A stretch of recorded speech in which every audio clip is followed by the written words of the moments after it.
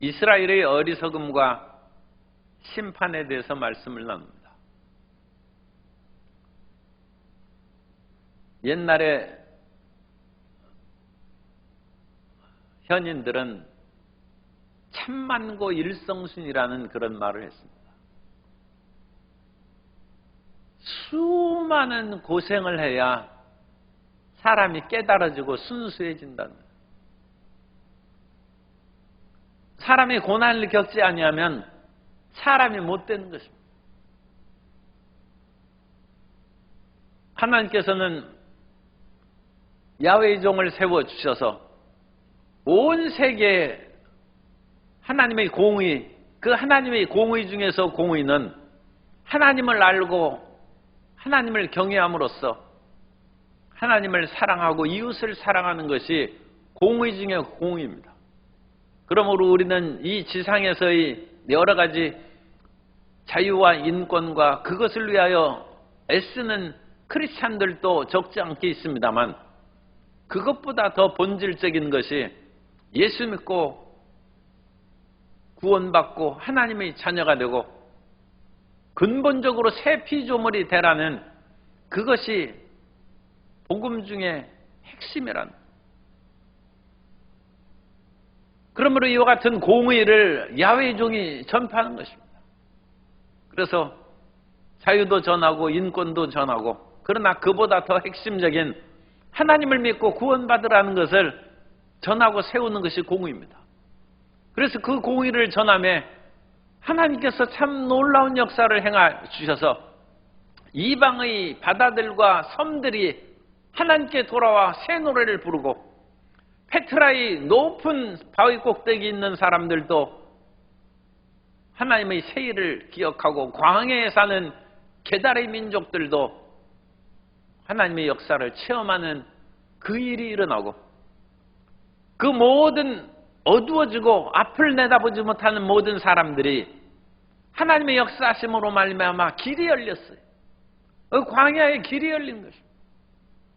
강과 못들로 말미암아 막힌 그 길에 강이 마르고 못이 말라서 평탄한 길이 열렸다는 것입니다. 하나님께서 이 위대한 새 일을 행하시는데, 막상 이스라엘은 여전히 앞을 못 보고 듣지 못하는 존재가 되었다. 그것이 18절부터 25절까지 말씀입니다. 그래서 18절에 너희 못 듣는 자들아 들으라. 너희 맹인들아 밝히 보라. 맹인이 누구냐? 내 종이 아니냐. 이방의 오히려 맹인들, 보지 못하는 사람들은 하나님께서 그를 이끌어내서 넓은 길로 이끌어가고 새로운 길을 만들어 주시는데, 막상 하나님의 자녀들은 하나님의 길을 알지 못한다는 것입니다. 여기서 맹인이라는 것은 육체적인 그런 눈 못 보는 사람도 들어가겠지만, 하나님의 일을 보지 못하고 깨닫지 못하는 사람들이 다 맹인이요, 눈먼 자들이요, 귀가 들리지 않는 사람인 것입니다. 그러므로 우리 마음 가운데 하나님의 음성을 듣고 순종하는 자들이 귀가 열린 것이지, 귀가 들린다 할지라도 하나님의 성령의 음성은 안 듣는 사람은 영적으로 귀가 막힌 사람이죠. 그러나 실질적인 귀가 들리지 않는다 할지라도 마음속에서 들리는 성령의 세미한 음성을 듣는 사람은 귀가 열린 사람입니다. 그게 더 중요한 것이죠. 세상 소리는 잘 안 들릴지라도 하나님의 음성을 잘 들음에 얼마나 복을 받은 사람입니까? 그런데 이스라엘이 안 듣는다는 것입니다. 왜 안 듣느냐? 20절에 그 말씀, 그 후반절의 말씀이 있는데, 그들이 24절 후반에 그들이 그의 길로 다니기를 원하지 아니하며 그의 교훈을 순종하지 아니하였도다. 여기서 이 그의 교훈을 순종하지 아니하였도다 해서 교훈은 성경 원어에는 토라입니다. 토라는 우리의 율법이라고 알고 있죠. 그래서 여기에서는 그 토라를 교훈으로 번역했는데, 하나님께서 그들에게 길을 가르쳐줘도 그 길로 다니기를 원하지 않습니다. 그러니까 눈으로 본다 하면서 하나님의 길은 걷지 않고 딴 길로 가니까 그게 눈먼 것이죠. 가장 눈먼 것입니다. 하나님께서 말씀을 토라를 주셨는데 그 토라의 교훈을 받지 아니하고 세상의 처세술과 자기의 계획과 비전대로 나아간 즉 그렇게 어리석고 앞이 막힌 사람이 어디 있겠느냐, 그것입니다. 그러므로 이스라엘의 범죄는 하나님의 말씀을 모르는 것이 아니라 말씀을 들어도 불순종하고 하나님의 말씀을 깨닫지 못하고 자기의 주장만 끝까지 고집하는 것이 어리석음이죠. 올해 2022년 사자성어로 이 사회를 진단하는 것이 연말에 나오지 않습니까? 그래서 올해는 어떤 것이 지금 나왔습니까? 아직 제가 못 본 것 같은데 올해를 평가하는 사자성어가 무엇인지 궁금한 바가 또 있습니다. 예전에는 내로남불을 또 유행하고 그랬어요. 그 한국 사회의 병폐란. 왜 내로남불이냐? 자기가 하는 것은 옳고 남이 하는 것은 다 그러다는 거예요. 자기를 못 보는 것입니다. 그것은 다른 사람의 티끌은 볼지라도 자기 눈에 대들보는 보지 못하는 것이 현 한국 사회의 병이라는 거예요. 사람들이 비판은 잘합니다. 왜냐하면 다른 사람의 티끌은 잘 보는 거예요. 그러나 자기가 대들보를 가지고 있는 자기 자신은 못 본다. 그런데 그런 사람들이 이 나라의 정치 지도자들뿐만 아니라 대부분의 사람들이 다 그렇다는 거예요. 그거 한국 사회의 병폐죠. 이 국민들이 다 그런 이상한 병에 걸렸는데 다른 사람 것은 잘 보는데 자기는 못 본다는 거예요. 그건 눈먼 것이죠. 자기 자신을 보아야 자기를 고치고 책일로 나을 것인데 자기의 계획과 목표는 틀림없고 다른 사람이 아무리 말해도 듣지 않는 것입니다. 자기가 죽음의 길로 멸망의 길로 치달아갔는데도 스스로 평안하고 안전하고 난 잘 된다는 그런 생각을 하고 있은즉 하나님의 말씀을 듣지 않고 사람의 권고도 듣지 않고 이상하게 강팍하고 편협한 사람이 됐다. 그런데 이스라엘이 지금 그렇답니다. 어둠 가운데 있던 이방 사람들, 멀리 땅끝까지 고통 가운데 살아가던 사람들, 광야의 메마른 땅에서 살던 사람, 바위 꼭대기에서 고통스럽게 살던 사람은 하나님의 말씀을 들으며 마치 꿀송이를 먹은 것 같이 그것을 받아들이고 기쁨 가운데 그 뜻을 따르니까 눈이 열리는 거죠. 그런데 이스라엘 백성들은 그 귀한 하나님의 교훈을, 이 교훈을 21절에도 한번 말씀합니다. 21절에도 야훼께서 그의 의로 말미암아 기쁨으로 교훈을 크게 하여, 이 기쁨으로 교훈은 토라입니다. 하나님께서 율법의 말씀, 그 교훈을 크게 하여 존귀하게 하려 하셨으나 그러나 안 된다. 이스라엘은 자기 교만과 자기 중심의 어리석음에 빠져 있다. 오늘 우리 교회도 세상 사람들이 교회에 대해서 걱정하는 것을 들으라고 얘기를 했는데 우리가 너무 우리 중심으로 신앙생활을 하는 것이 아닌지 우리가 자기를 살펴볼 필요가 있고, 과연 주님께서는 너희는 이 세상의 빛과 소금이라고 했는데 우리가 빛과 소금의 역할을 감당하는지, 예전에 어떤 앞을 못 보는 사람이 등불을 켜서 들고 다녔다고 해요. 왜 당신 등불을 들고 다닙니까? 나는 못 보지만 이 어두운 길에 다른 사람이 내게 부딪히면 내가 어찌 감당하겠습니까? 내가 앞을 못 보는데. 그러니까 다른 사람이 나를 볼 수 있도록, 그래서 나에게 부딪히지 않도록 내가 등불을 켜서 들고 다닙니다. 그런데 어느 날은 등불을 켜서 들고 다니는데 어떤 사람이 그 밤에 자기에게 부딪혔어요. 그래서 당신은 앞을 못 보는 사람입니까? 아닙니다. 그런데 내 등불을 보지 못하고 어찌하여 앞을 못 보는 나에게 부딪힙니까? 그러자 그 사람이 탄식하며 얘기하더라는 거죠. 여보시오, 당신의 등불은 꺼져 있어. 그래서 내가 당신에게 부딪힌 것입니다. 오늘 우리는 세상의 빛과 소금이라고 그러는데 빛을 잃었어. 소금의 제맛의 기능을 수행하지 아니하고 세상 사람들처럼 어울려서 그와 같이 산즉 크리스찬이 있어도 여전히 부패하고 타락하고 나쁜 일이 가득하다. 그런데도 불구하고 우리는 이 세상의 빛과 소금이라고 여기는 그 자체가 이스라엘이라는 거예요. 그 자체가 자기 자신을 못 보는 거예요.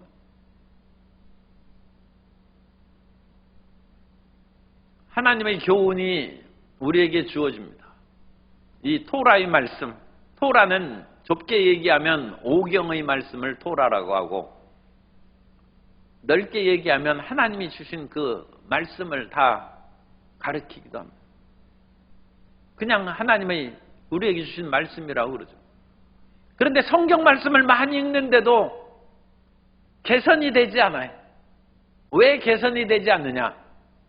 말씀을 읽으면서 그 말씀 가운데 자기에게 유리한 말씀들만 기억하고 외우고 밑줄을 긋는, 그러므로 그 마음에 자기의 계획과 목표만이 견고하게 됩니다. 자기의 꿈과 생각을 하나님의 말씀으로 견광부회하는 것입니다. 그것을 끌어다 붙이는 거예요. 그래서 자기의 계획과 비전은 그게 잘못된 거예요. 그러니까 잘못되지 않은 사람도 많이 있습니다만 지금 이 사회에 비교해서 얘기하면 지금 그 사람의 계획과 목표, 그 사람이 이 세상에서 출세하고 성공하지 않은 비전은 하나님의 뜻이 아니에요. 그런데 그것을 하나님의 뜻으로 끌어맞추는 거예요. 어디에서 그 힘을 얻어서 끌어맞추느냐? 성경 말씀을 가지고 끌어붙이는 것입니다. 하나님은 하지 말라고 했는데 내 시작은 미약하나 나중은 창대하리라. 그냥 갖다 붙이는 거예요. 너희 일은 처음부터 잘못됐으므로 나중에 창대 못 된다는 것입니다. 그런데도 그 생각은 전혀 하지 않냐고 무조건 끌어다 붙이는 거예요. 내가 지금 시작은 미약하지만 반드시 창대하게 될 것이다. 하나님의 말씀이 나에게 복을 주시기를 소망합니다. 그러나 하나님은 너 자신의 길을 고치라. 그건 처음부터 잘못됐다. 그 말씀은 안 듣는 거예요. 이스라엘이 그렇다는 거죠. 이스라엘. 하나님의 교훈을 주었지만 그 교훈을 안 듣는 것입니다. 하나님께서는 아수르를 보내서 이스라엘 백성들을 깨닫게 하려고 하나님께서 전쟁을 일으키고 그들을 진노하죠. 25절. 그러므로 야훼께서 맹렬한 진노와 전쟁의 위력을 이스라엘에게 쏟아 부으심에 그 사방에서 불타오르나 그래도 깨닫지 못해. 하나님께서는 아수르가 강해서 이스라엘을 공격하고 멸망시키는 것이 아니라 이스라엘을 깨닫게 하도록 그들에게 아수르라는 진노의 몽둥이를 내려치고 깨우치려고 하는데 그들은 어떻게 하면 우리가 아수르를 물리칠 수 있는가? 애굽의 힘을 끌어다가 아수르를 물리쳐야 될까? 그 생각만 한다는 것입니다. 하나님께서는 아수르를 끌어다가 그들을 치는 것은 회개하고 올바르게 살아갈 수 있도록 그를 채찍질하고 권고하시는 것인데 하나님은 안 보고 앗수르만 바라보고 앗수르의 군사력만 바라보고 애굽의 군사력으로 그걸 때우고 끌어맞출 그 생각을 하니까 도무지 듣기는 들어도 깨닫지 못하고 하나님의 뜻을 알지 못한다는 것입니다. 오늘 우리 마음 가운데 이와 같이 자기 주장을 끝까지 붙잡고 나아가는 그것이 과연 올바른가 근원부터 생각할 필요가 있습니다. 왜냐하면 자기가 지금 계획하고 꿈꾸던 것이 하나님의 뜻일 경우가 많이 있어요. 그런 경우에는 시련과 고난이 다가와도 끝까지 나아가야 됩니다. 그러나 자기의 계획과 비전이 하나님의 뜻이 아니에요. 그런데도 불구하고 그것은 자기가 좋아하는 거예요. 그래서 자기가 물에 빠져들어갔는데도 끝까지 그거 붙잡고 하나님 살려주십시오 하면서 내가 반드시 물 위에서 떠오르리라 하는데 그건 안 떠오릅니다. 옛날에 금광을 하던 그 사람이 엄청나게 이제 금을 캐고 그래서 자기 고향으로 이제 돌아오는 것이죠. 그래서 금덩어리를 온 그 가방에 이제 가득 싸가지고 그걸 배를 타고 오는데 풍랑이 일어나서 배가 뒤집어질 지경이에요. 할 수 없이 이 금덩어리를 그 보자기에 싸가지고 자기 허리에 묶었어요. 그래가지고 자기 허리에 온 금덩어리가 가득한 거예요. 그런데 배가 파손이 되어서 물에 빠졌어요. 살려주십시오, 살려주십시오. 아무리 바둥대어서도 몸이 가라앉는 거예요. 왜냐하면 온몸에 금덩어리를 들고 있는데 그게 떠오르겠습니까? 참 너무 아깝긴 하지만 허리에 묵은 금덩이 보자기를 풀어버려야죠. 그럼 몸이 떠오를 거 아니에요. 그런데 그 아까운 금덩어리를 어찌 풀겠습니까? 왜 빠져 죽는 것입니까? 어찌 떠오르겠습니까? 하나님이 이스라엘 백성들이 끝까지 자기 주장하고 자기 계획대로 산다는 것입니다. 그 대표적인 인물이 요나입니다. 하나님께서 앗수르에 대한 뜻도 있어요. 이스라엘만 사랑하는 것이 아니라 앗수르도 사랑하고 이스라엘 백성들만 구원하신 것이 아니라 세계 만민을 구원하신 것이 하나님의 뜻인데 요나에게 니느웨에 가서 그들이 죄에서 돌이키지 않으면 40일이 지나면 멸망할 것이라는 것을 선포하라고 했는데 요나는 아니 우리만 살면 되지 우리의 대적 앗수르가 무슨 구원을 받을 필요가 있습니까? 그래서 니느웨로 가지 아니하고 니느웨와 반대되는 다시스로 가는 배를 탔다. 하나님의 뜻과 정반대로 가는 선지자까지 있어요. 하물며 이스라엘의 일반 백성들은 오죽하겠습니까? 오늘 우리가 하나님이 원하시는 그런 방향으로 나아가는 교회요 하나님의 백성들인지 그걸 살펴봐요.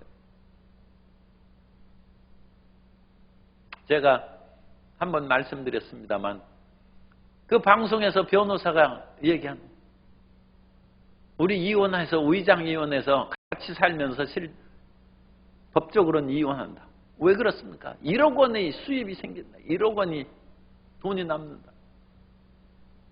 당신들이 정직하게 부부로 살아가는 것이 1억 원보다 가치가 덜한 것입니까? 그리고 돈 때문에 부부가 이혼한 것을 자식들이 뭐라고 하겠습니까? 돈을 위해서는 우리 형제지만 형제 아닌 것처럼 하자.